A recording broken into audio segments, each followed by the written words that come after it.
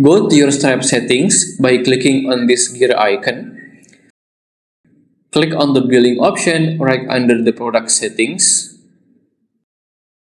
Then select the subscription and emails option. On the customer emails, switch on the toggle at the send a reminder email 7 days before a trial ends. A bunch of options will appear and you can adjust what's inside the email of the reminder, and you are free to not change anything too.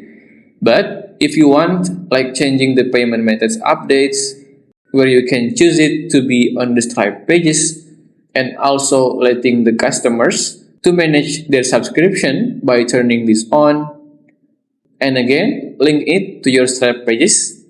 After that, click on Save button and tap on Confirm Change when you did any changes before.